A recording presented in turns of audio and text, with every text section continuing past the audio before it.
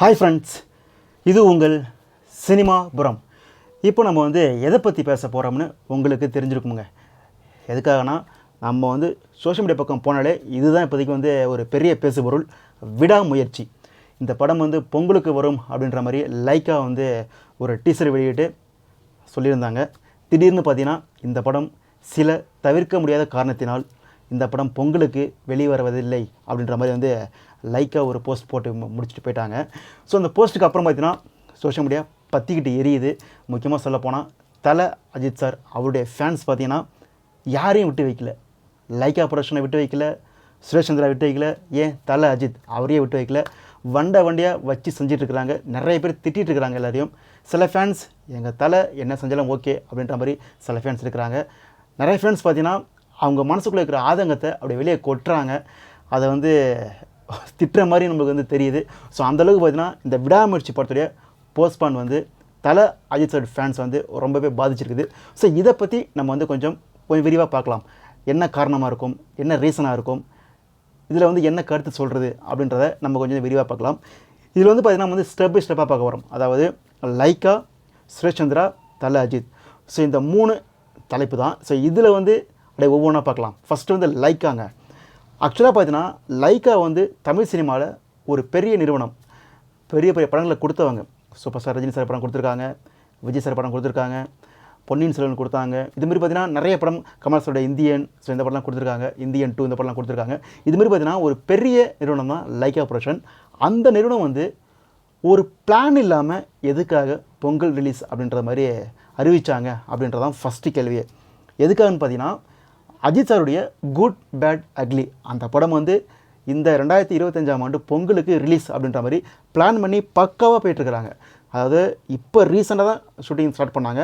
டக்குன்னு முடிச்சு இந்த படம் பொங்கலுக்கு நிச்சயம் வந்துடும் அப்படின்ற மாதிரி பக்காவாக பிளான் பண்ணி ஸ்கெட்ச் போட்டு அந்த படம் வந்துட்டு இருந்தாங்க. நடுவில் லைக்கா ப்ரொடக்ஷன் அவங்க எடுத்துகிட்டு இருக்கிற விடாமுயற்சி, அதாவது கிட்டத்தட்ட 2 வருஷத்துக்கு மேலே எடுத்துகிட்டு இருக்கிறாங்க.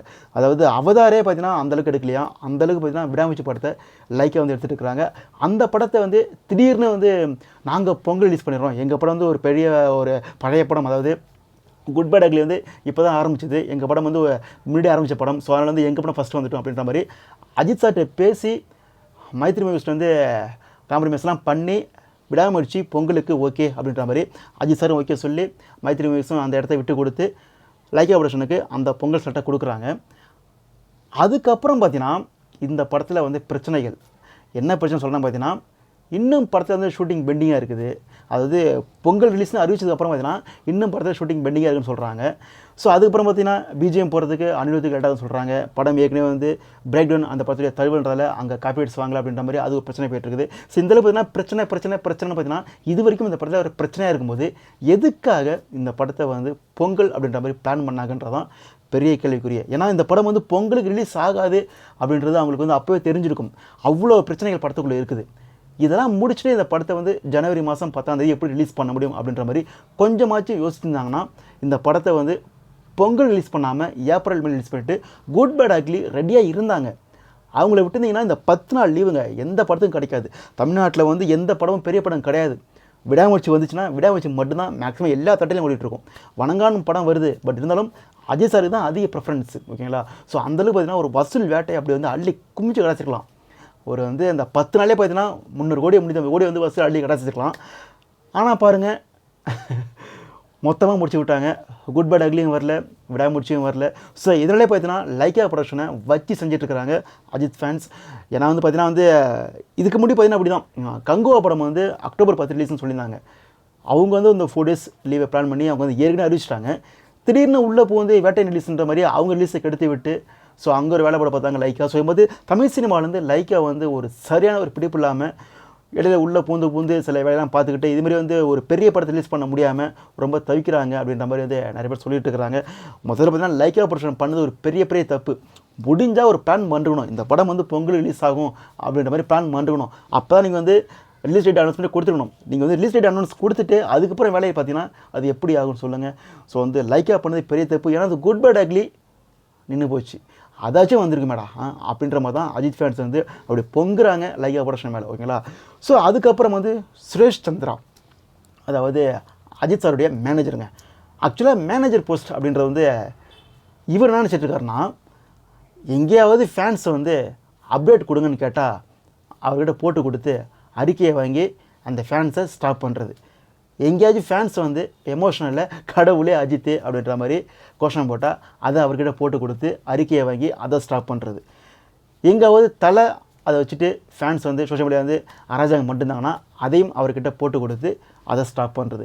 இது மட்டுமே ஒரு வேலையை நினச்சிட்ருக்காரு சுரேஷ் சந்திரா. ஏன்னா ஒரு மேனேஜர் இருக்கிறாருங்க. 2 படம் கையில் இருக்குது, குட் பேட் அக்லி, விடாமுயற்சி, 2 படம் அஜித் சார் படம் கையில் இருக்குது. நீங்கள் தான் வந்து ஒரு பிளான் போட்டு கொடுத்துக்கணும் ப்ரொடக்ஷன் ஹவுஸுக்கு. இந்த படத்தை ரிலீஸ் பண்ணலாம், இந்த படம் ஆகாது அப்படின்ற மாதிரி நீங்கள் தான் போட்டு கொடுத்துக்கணும். அதை மொத்தமாக முடிச்சு விட்டுருக்கீங்க.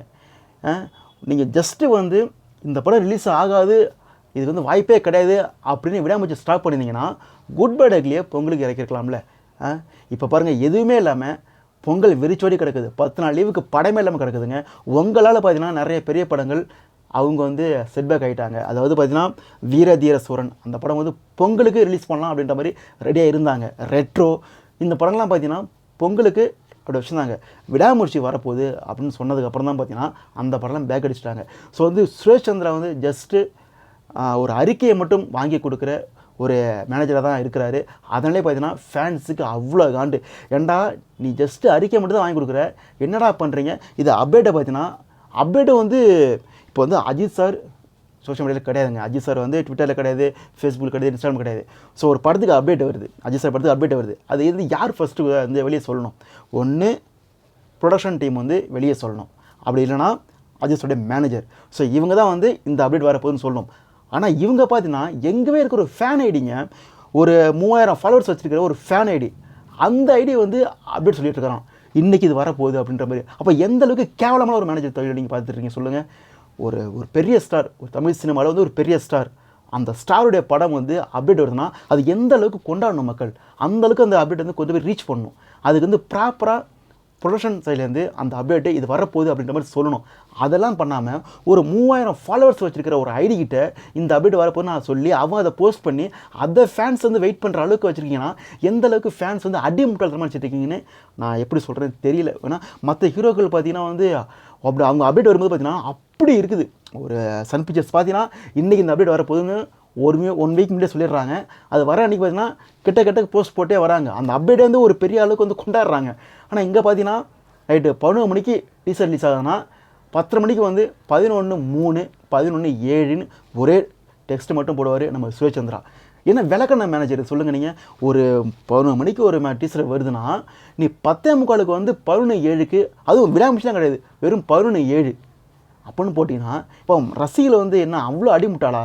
ஏன்னா ரசிகர்கள் வந்து கடவுளே அஜித்துன்னு சொன்னால் அவர்கிட்ட போட்டு கொடுத்து, அவர் வந்து இந்தியா திரும்பி சென்னை வந்த உடனே அவர்கிட்ட போட்டு கொடுத்து அதுக்கு அறிக்கையை வாங்கி ஸ்டாப் பண்ண தெரியுது. உனக்கு ஒரு அப்டேட் எப்படி ப்ராப்பராக கொடுக்குன்னு தெரியாதா? நீ அவர்கிட்ட சொல்லலாமல்ல. நீ அவர் வந்து சோஷியல் மீடியா கிடையாதுங்க, அஜித் சார் வந்து சோஷியல் மீடியா கிடையாது. இங்கே சோஷியல் மீடியாவில் எப்படி இருக்குன்னு உனக்கு தெரியும். நீ வந்து சோஷியல் மீடியா இருக்கிற, அப்போ உனக்கு தெரியும் இந்த சோஷியல் மீடியா வந்து ஒரு அப்டேட் வந்து எப்படி வந்து மற்ற படத்துக்கு அப்டேட் கொடுக்குறாங்க அப்படின்றது உனக்கு தெரியும்ல. அப்படி என்ன பண்ணுறோன்னா அதுக்கு ஏற்ற மாதிரி அப்டேட்டை கொடுக்கணும். மற்ற ப்ரொடக்ஷன் ஹவுஸ் பார்த்திங்கன்னா மற்ற ஹீரோக்களுக்கு நல்லா கொடுக்குறானுங்க, அவங்க வந்து அஜித் சார் படம் வரும்போது அப்படியே மங்கி போடுறானுங்க. லைக்கா ப்ரொடக்ஷன்லாம் பார்த்தீங்கன்னா அப்டேட் வந்து அப்படி வாரி தெரிக்கிற ஒரு ப்ரொடக்ஷன் ஹவுஸுங்க. அது வேட்டைங்கெலாம் பார்த்தீங்கன்னா அப்படி கொடுத்தாங்க. அப்படி இருக்கிற ஒரு ப்ரொடக்ஷன் ஹவுஸ் பார்த்தீங்கன்னா அஜித் சார் படத்தை வரும்போது பார்த்தீங்கன்னா அப்டேட்டே கொடுக்காத அளவுக்கு போயிட்டாங்க. ஓகேங்களா? ஸோ அந்தளவுக்கு பார்த்தீங்கன்னா மேனேஜர் தொழிலை வந்து ரொம்பவே வந்து என்ன ஜஸ்ட்டு வந்து அஜித் சாருக்கு வந்து இந்த படம் இங்கே ஷூட்டிங் போகலாம், இங்கே ஷூட்டிங் போகலான்னு சொல்கிற மட்டும் தான் வேலை கிடையாது.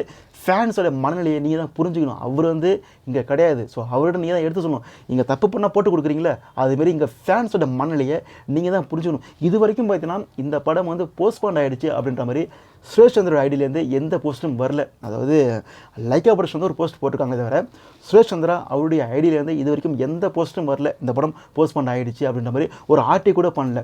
ஏன்னா விடாமுயற்சி படத்துடைய எல்லா அப்டேட்ஸுக்கும் சுரேஷ் சந்திரா போஸ்ட் போடாமல் ஆர்டி போடாமல் இது வரைக்கும் வரல. அவனால் மனசுக்குள்ளே அவ்வளோ பயம் இருக்குல்ல, நம்மளை வச்சு செய்வானுன்னு பயம் இருக்குல்ல. அப்போ என்ன பண்ணணும், செய்கிற தொழிலுக்கு ஒழுங்காக இருக்கணும். ஸோ இங்கே இருக்கிற ரசிகர்களுடைய மனநிலையை புரிஞ்சுக்கிட்டு அதுக்கேற்ற மாதிரி வேலையை பாருங்கள். அப்படின்னா அவரை விட்டு வெளியே போங்க.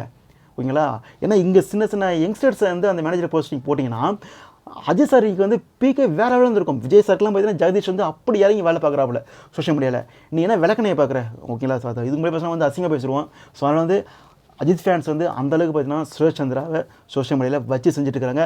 அவர் எப்போ போஸ்ட்டு போடுவார் அந்த போஸ்ட்டுக்கு வெயிட் பண்ணிகிட்டு இருக்கிறாங்க. அந்த போஸ்ட்டில் தெரியும் அஜித் ஃபேன்ஸுடைய கோபம் என்னன்னு சுரேஷ் சந்திராவுக்கு தெரியும், ஓகேங்களா. அதுக்கப்புறம் லாஸ்ட்டாக நம்ம தலை அஜித் இவர் என்ன பண்ணுவார் பாவம் அப்படின்ற மாதிரி சொல்கிறீங்களா? அதுவும் ஓகே தான். அஜித் சார் வந்து ரொம்ப கஷ்டப்பட்டு டப்பிங் பேசி கொடுத்தாரு, எல்லாத்தையும் வந்து கம்ப்ளீட் பண்ணிவிட்டு கார்ரஸ் கிளம்பிட்டார், எல்லாம் ஓகே தான். ஆனால் இவரை மாதிரி வந்து ஒரு லக்கியான ஹீரோ தமிழ் சினிமாவில் யாருமே கிடையாதுங்க. எப்படி சொல்கிறேன்னு கேட்டிங்கன்னா, ரசிகனை வந்து நீ என்ன வேணாலும் பண்ணிட்டு போ, நீ எப்படி வேணாலும் கடந்துட்டு போ, நீ என்ன வேணாலும் பண்ணிட்டு போ, நான் இப்படி தான் இருப்பேன், இதான் என் அப்படி தர அப்டேட், இப்படி தான் விடுவேன் அப்படின்னு சொல்கிற ஹீரோ. ஆனால் அவருக்கு ரசிகர்கள் பார்த்தீங்கன்னா வெறி கொண்டு கிடக்குறாங்க. இப்போவும் பார்த்தீங்கன்னா வெறி கொண்டு தான் கிடக்குறானுங்க. ஸோ இந்தளவுக்கு பார்த்தீங்கன்னா தான் என்ன செஞ்சாலும் ரசிகர்கள் ஏற்றுக்கொள்ள ஒரு கூட்டத்தை வச்சுக்கிட்டு அவர் வந்து இப்படி பண்ணிகிட்ருக்காருன்னா அவர் வந்து ஒரு பெரிய லக்கியஸ்ட் ஹீரோ தான் நான் சொல்கிறேன், ஓகேங்களா. ஆனால் அதே சமயம் பார்த்தீங்கன்னா ரசிகனை மதிங்க. நீங்கள் உடனே சொல்லலாம் அவர் வந்து மன்றத்தை கலைச்சிட்டாரு அப்படின்னு சொல்லலாம். மன்றத்தை கலைச்சாலும் உங்கள் மேலே எவ்வளோ அன்பு இருக்குன்னு உங்களுக்கு தெரியும். அதனால தான் நீங்கள் வந்து அறிக்கை விடுறீங்க. நீங்கள் மன்றத்தை கலைச்சி நீங்கள் எதுக்கு அறிக்கை விடுறீங்க? அப்போ ஃபேன்ஸு உங்களுக்கு வந்து லவ் பண்ணுறாங்க, உங்களை வந்து கொண்டாடுறாங்கன்னு உங்களுக்கு தெரியுதுல்ல, அதனால தானே அறிக்கை விடுறீங்க. அப்போ அந்த ஃபேன்ஸுக்கு வந்து மனநிலையை சந்தோஷப்படுத்துறதுக்கு கொஞ்சமாச்சும் ஒர்க் பண்ணுங்களேன். ஒர்க் பண்ணுறதா ஷூட்டிங் கிடையாது, கொஞ்சமாச்சும் சொன்ன டேட்டில் படத்தை ரிலீஸ் பண்ண முடியாதா சொல்லுங்கள்? 2 படம் குட் பேட் அக்லி விடாமுயற்சி 2 படம் கையில் இருக்குதுங்க. 2 படத்தில் ஒரு படம் கூட 2மே பொங்கல் ரிலீஸ்னு சொன்ன படம். ஸோ அதுதான் வந்து பெரிய காமெடியே. குட் பேட் அக்லியும் பொங்கல் ரிலீஸ்னு சொன்ன படம், விடாமுயற்சியும் பொங்கல் ரிலீஸ்னு சொன்ன படம். ஸோ 2 படத்தையும் பொங்கலுக்கு கொண்டு வர முடியலைன்னா அப்போ என்ன சொல்கிறது? ரசிகர் மனநிலை என்ன நீங்கள் புரிஞ்சுக்கிறீங்க? ஆப்போசிட்டில் பாருங்கள், நீங்கள் என்ன வேணும் சொல்லலாம், என்ன விமர்சனம் வேணும் சொல்லுங்கள். நான் வந்து ஓப்பனாக சொல்கிறேன், விஜய் மாதிரி ஒரு ஹீரோ தமிழ் சினிமாவில் யாருமே கிடையாதுங்க. சொன்ன டேட்டில் படம் வரும், இதான டேட் அப்படின்னு சொல்லுவார், அந்த டேட்டில் படம் வரும். எந்த கொம்பனுக்கும் அது வந்து மாறாது. அக்டோபர் 10 வருது படம், அக்டோபர் 10 அந்த படம் வரும். செப்டம்பர் 5 படம் வருது, செப்டம்பர் 5 படம் வரும். 6 மாதத்துக்கு முன்னாடி சொல்லுவாங்க டேட்டை, அந்த டேட்டை தான் படம் இறக்குவாங்க, ஓகேங்களா. அந்த அளவுக்கு பார்த்தீங்கன்னா விஜய் சார் வந்து ப்ரொஃபஷனலுக்கு அவ்வளோ மதிக்கிறாரு, ஃபேன்ஸை வந்து அவ்வளோ ட்ரீட் பண்ணுறாரு. அவங்க வந்து ஹாப்பியாக இருக்கிறதுக்கு சொன்ன டைமில் அப்டேட் வரும். எந்த அப்டேட் எப்போ தேவையோ அந்த அப்டேட்டை அப்படி கரெக்டாக கொடுப்பாரு, ஓகேங்களா. ஸோ அந்தளவுக்கு பார்த்தீங்கன்னா ஃபேன்ஸை வந்து அந்த ஒரு ட்ரெண்ட்லேயே வச்சுக்கிற ஹீரோன்னு பார்த்தீங்கன்னா விஜய் சார் மாதிரி வேறு யாருமே கிடையாது தமிழ் சினிமாவில் எனக்கு தெரிஞ்சு, ஓகேங்களா. நீங்கள் வந்து விஜய் சார்லாம் வந்து பார்த்தீங்கன்னா வந்து ஒரு படம் கையில் இருந்தால் போதும், தீபாவளியும் பொங்கலை விட மாட்டார். அவர் கையில் ஒரு படம் தீபாவளி டைம் ஆச்சோ பொங்கல் டைம் ஆச்சோ இருந்துச்சுன்னா டக்குன்னு முடிச்சு அந்த படத்தை வந்து அந்த ஃபெஸ்டிவலில் வந்து சோலோவாக இறக்கிட்டு வசூலாளிட்டு போயிட்டே இருப்பார். ஸோ அதுதான் ஒரு ஹீரோக்கு அழகு, ஓகேங்களா. அதுதான் ஒரு ஹீரோ தேவை, ஃபேன்ஸாக தான் எதிர்பார்க்குறாங்க. நீங்கள் 2 படத்தை கையில் வச்சுக்கிட்டு ஒரு படத்தை கூட பொங்கலுக்கு ரிலீஸ் பண்ண முடியலன்னா, இதற்கு முன் பார்த்தீங்கன்னா எண்ணெய் இருந்தால் அப்படி தான் பொங்கல் ரிலீஸ்னு சொல்லிட்டாங்க. சொன்னதுக்கப்புறம் போஸ்ட் பண்ணாச்சு. படம் வரதால் அவர் 2 பெரிய படம் மோதக்கூடாதுன்றதால ஸோ வந்து இந்த படம் போஸ்ட் பண்ணாச்சு. அப்போட ஃபேன்ஸுக்கு வந்து கொஞ்சம் மனசில் வந்து ஒரு ஆறுதல் இருந்துச்சு. ஆனால் இந்த டைம் வந்து ரொம்ப கோபம் யாருக்குன்னு கேட்டிங்கன்னா, கையில் ஏற்கனவே இருக்கிற குட் பேட் அக்லியை ஒதுக்கி விட்டுட்டு விடாமுயற்சியை உள்ளே கொண்டு வந்து சொதப்பி விட்டு எதுக்கு 2 படமே இல்லாமல் எங்களை வந்து எதுக்கு, அது நியூ இயர் அன்னைக்கு நைட்டுங்க, டிசம்பர் 31. ஏன்டா இந்த விளக்கண்ணா அப்டேட் வந்து உங்களுக்கு தெரியும்ல, இந்த படம் ரிலீஸ் ஆகுதுன்னு உங்களுக்கு தெரியும்ல, தெரிஞ்சு என்ன பண்ணுறோம், ஒரு டிசம்பர் 25 ஒரு 24. ஸோ இந்த சமயம் சொல்லியிருந்தா கூட கொஞ்சம் ஆர்டர் இருக்கும். 31 நைட் அன்னைக்கு இந்த படம் வராதுன்னு சொன்னீங்கன்னா அப்போ உங்களை சுற்றி இருக்கிற அந்த ஃபேன்ஸுடைய மனநிலை எந்த அளவுக்கு இருக்கணும் கொஞ்சம் கூட புரிஞ்சிக்க மாட்டிங்களா? தலை அஜித் அவர்களே, கொஞ்சம் கூட புரிஞ்சிக்க மாட்டிங்களா? நீங்கள் சிங்கப்பூருக்கு ஹையாக போயிட்டீங்க நியூ இயர் செலிப்ரேட் பண்ணுறதுக்கு, ஆனால் இங்கே நீங்கள் தான் கடவுள், நீங்கள் தான் தெய்வம்ன்ற மாதிரி உங்களை கோஷம் போட்டு கிடக்கிற உங்கள் ரசிகனுடைய மனநிலை எந்த அளவுக்கு இருக்கும் கொஞ்சம் நினச்சி பாருங்களாம். இந்த போஸ்ட்டை வந்து நீங்கள் வந்து இப்போ ஜனவரி 1 அன்னைக்கு விட்டே ஆகணுமா? டிசம்பர் 31 நைட்டை வந்து இந்த போஸ்ட்டை விட்டே ஆகணுமா? இப்போ டேட்டே கிடையாதா? ஏன் ஜனவரி 2 விடுறது, ஜனவரி 3 விடுறது? அந்த நியூ இயர் செலிப்ரேஷனே அவங்க வந்து ஃபேன்ஸை வந்து இந்த படத்துடைய ட்ரெயிலர் வருமா அப்படின்ற மாதிரி காத்துட்டு கிடந்தாங்க. அவங்களுக்கு இந்த படமே வராது அப்படின்னு சொன்னதுக்கப்புறம் அவங்க மனநிலை எந்த அளவுக்கு இருக்கும் நினச்சி பாருங்கள் மிஸ்டர் தலை அஜித் அவர்களே. ஸோ வந்து நீங்கள் வந்து எவ்வளோ நீங்கள் வந்து ரசிகர்களை வந்து அன்பாக பார்க்குறீங்க, அதெல்லாம் ஓகே தான். பட் இருந்தாலும் ரசிகர்கள் மனநிலையை கொஞ்சம் புரிஞ்சுக்கிட்டு அதுக்கு ஏற்ற மாதிரி படத்துடைய அப்டேட்டையும் சொன்ன டேட்டில் படத்தை ரிலீஸ் பண்ணுங்கள். ஏன்னா உங்களுக்கு வந்து அப்படி கொண்டாடுறாங்க பசங்க. நீங்கள் வந்து ஒதுக்கி விட்டால் கூட பசங்க வந்து உங்கள் பிண்டே வந்துட்டுருக்காங்க. இப்போ கூட பாருங்கள், உங்களை வந்து ஒரு 10% ஃபேன்ஸ் தான் திட்டுறாங்க, மீதி 90% ஃபேன்ஸ் பார்த்தீங்கன்னா அவர் எப்போ வந்தாலும் ஓகே தாங்க அப்படின்ற மாதிரி தான் சொல்கிறாங்க.